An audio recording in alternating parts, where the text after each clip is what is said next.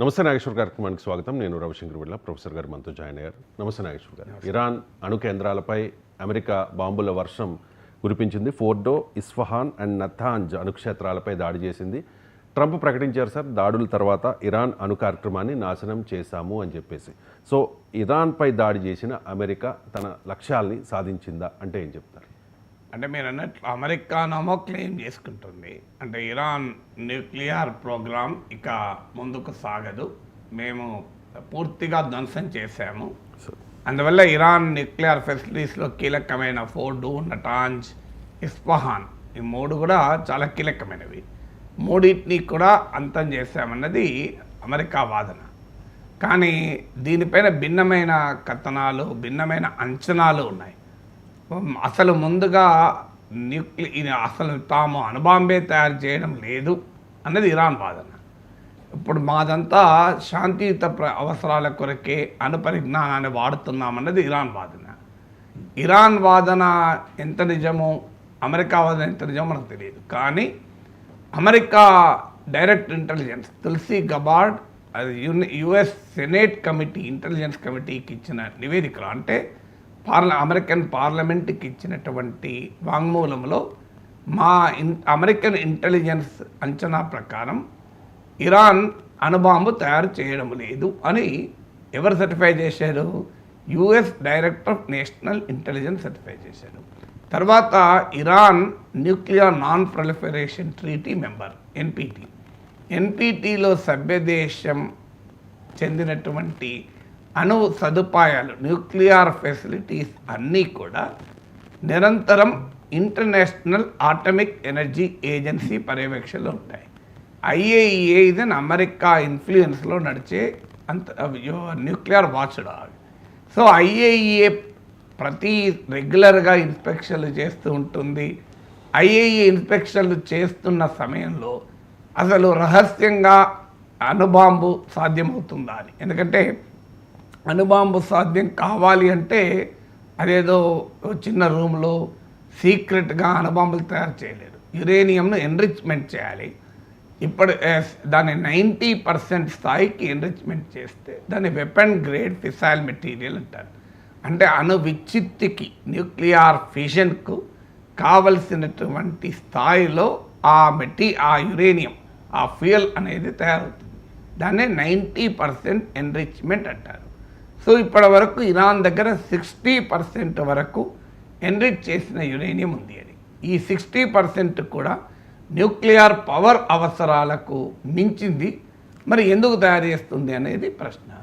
So దాని ఆధారంగానే ఒక 2 వారాల్లో కావాలంటే ఇరాన్ ఈ 60% ఎన్రిచ్మెంట్ను 90% ఎన్రిచ్మెంట్గా మార్చగలుగుతుంది కనుక దాన్ని నిర్వీర్యం చేస్తానికే తాము అటాక్ చేస్తామని చెప్తున్నారు.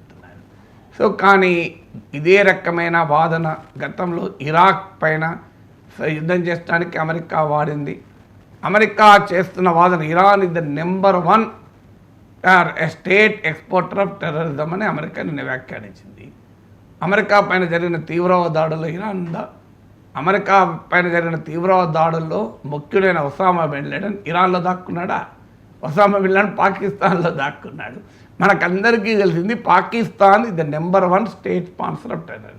కానీ Donald Trump I love Pakistan అంటున్నాడు. ఇరాన్ మాత్రం number 1 state sponsor of terrorism అంటున్నాడు. ఎలా నమ్మగలం? అందువల్ల మొదలు తేలాల్సింది అసలు ఇరాన్ న్యూక్లియర్ వెపన్ వరకు వెళ్తుందా లేదా అనే దానిపైననే భిన్నాభిప్రాయాలు ఉన్నాయి. ఒకవేళ వెళ్తుంది అన్నప్పుడు ఇప్పుడు అమెరికా జరిపిన ఈ దాడులు వెళ్లకుండా నిర్వీర్యం చేయగలవా అనే క్వశ్చన్ నెక్స్ట్ వస్తుంది. దీనిపైన కూడా గ్లోబల్ ఎక్స్పర్ట్స్ భిన్నమైన అంచనాలు ఉన్నాయి. కొంతమంది చెప్పేది ఏంటంటే ఇది ఆల్రెడీ జూన్ 13th రోజు ఈ ఇజ్రాయెల్ అటాక్స్ మొదలైనాయి. జూన్ 13th అటాక్ మొదలయ్యాకనే నటాంజ్ అణుక్షేత్రం పైన ఇజ్రాయిలే దాడి చేసింది ఫస్ట్. అమెరికా దాడి చేయాలని నెతన్యాహు అడుగుతూనే ఉన్నాడు. Trump I may or may not attack Iran అని అంటూనే ఉన్నాడు. ట్రంప్ ప్రచార సమయంలోనే ఇరాన్ న్యూక్లియర్ ఫెసిలిటీస్ని అటాక్ చేయాలని కూడా అడిగాడు. బైడెన్ ఒప్పుకుంటలేడు, నేను ప్రెసిడెంట్గా ఉంటే న్యూక్లియర్ ఫెసిలిటీస్ అంతం చేస్తా అన్నాడు. అని ఎప్పుడు అటాక్ చేశాడు? సండే, అంటే 22nd మార్నింగ్ అటాక్ స్టార్ట్ అయింది. అంటే ఈ 9 డేస్లో ఇరాన్ కామ్గా ఉంటుందా? ఇరాన్కి అర్థమవుతలేదా? మనకే అర్థమైనప్పుడు. సో ఇరాన్కు ఆ సమాచారం ఉండదా అమెరికా అటాక్ చేస్తుంది అని? నాగేశ్వర లాంటి వాడికి అర్థమై 5 పాసిబిలిటీస్ ఏంటి అని మనం సాటర్డే మాట్లాడుకున్నప్పుడు 5 పాసిబిలిటీస్ ఉంటాయి ట్రంప్ ఎందుకు సంకోచిస్తున్నాడు అని. అందులో 5వ పాసిబిలిటీగా నేను చెప్పింది ఇరాన్ను భ్రమల్లో పెట్టి అటాక్ చేయడం ఒక లక్ష్యం అయి ఉంటుంది.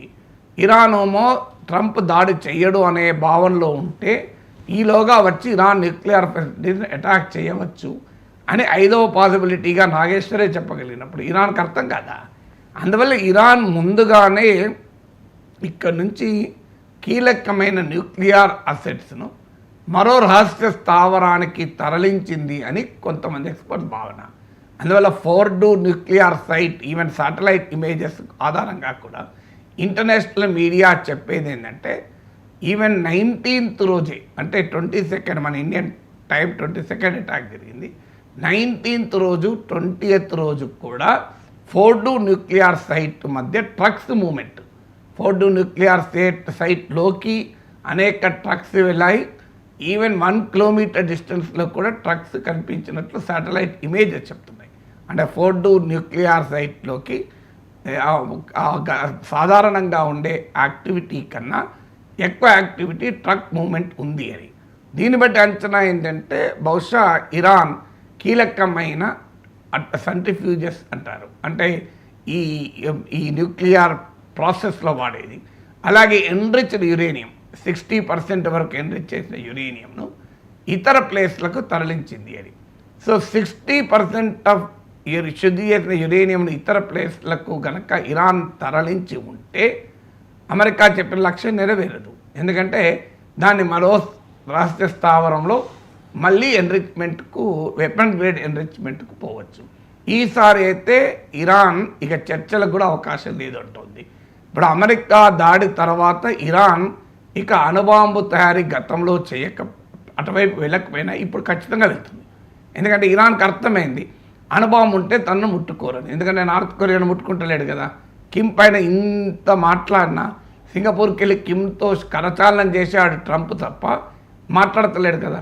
పాకిస్తాన్ విషయంలో అసీం మునీర్కి ఎక్కలేని గౌరవం ఇచ్చాడు కదా.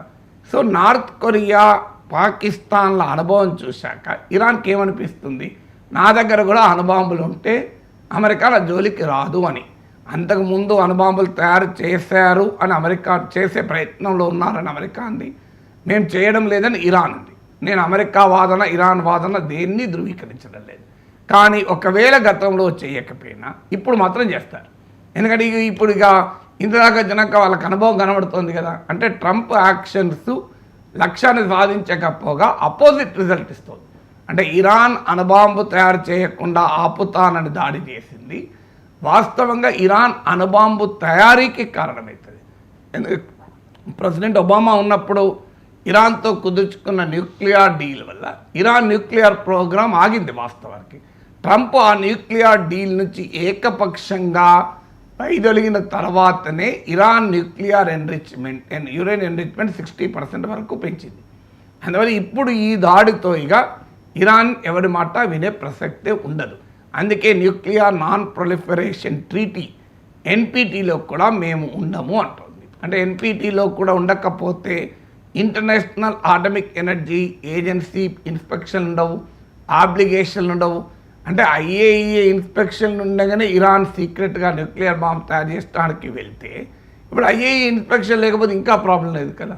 ఈలోగా రష్యన్ మాజీ president, Russian security council member, president పుటిన్కు సన్నిహితుడైనటువంటి డిమిట్రీ మెద్వెదేవ్ అయితే అనేక దేశాలు ఇరాన్కు న్యూక్లియర్ ఆయుధాలు ఇస్తుంది అని కూడా వ్యాఖ్యానించాడు. అందువల్ల ఇప్పుడు ట్రంప్ ఏ లక్ష్యం సాధించినట్లు, ఇరాన్ అణు కార్యక్రమాన్ని ఏమైనా బ్రేక్ చేశాడా, ఇంకా వాస్తవానికి పెంచడమే కాదు. దీని ఇంప్లికేషన్స్ ఏంటంటే, ఒకటి ట్రంప్ను ఇక ఎవరూ నమ్మరు. ఎందుకంటే ట్రంప్ ఒకవైపు 6 రౌండ్లు చర్చలు జరుగుతుండగా ఇరాన్ పైన అటాక్ చేశాడు. ఇరాన్ అమెరికా పైన ఏ దాడి చేయలేదు. ఇరాన్ పైన ఇజ్రాయిల్ దాడి మొదలుపెట్టింది June 13th. అంతకుముందు మీకు ఇరాన్ అటాక్ చేసిన ప్రొవొకేషన్ కూడా లేదు, కానీ ఇజ్రాయిల్ మొదలుపెట్టింది. మొదలుపెట్టినాక American foreign minister Mark Rubio ఏమన్నాడు, ఇరాన్ నేను వార్నింగ్ ఇస్తున్నాం, ఈ దాడిలో మాకు సంబంధం లేదు, ఇది ఇజ్రాయెల్ మాత్రమే జరిపింది. ఇరాన్ కానీ అమెరికన్ స్థావరాలను అటాక్ చేస్తే బీభత్సంగా అటాక్ చేస్తామని. కానీ ఇరాన్ అమెరికా స్థావరాలను అటాక్ చేయలేదు, ఓన్లీ ఇజ్రాయెల్ పైన అటాక్ చేసింది. అయినా అమెరికా ఎలాంటి ప్రొవొకేషన్ లేకుండా ఎక్కడా అమెరికా పైన ఇరాన్ అటాక్ చేయలేదు, వెళ్ళి ఇరాన్ న్యూక్లియర్ ఫెసిలిటీస్ని ధ్వంసం చేసింది. ఇక ఒక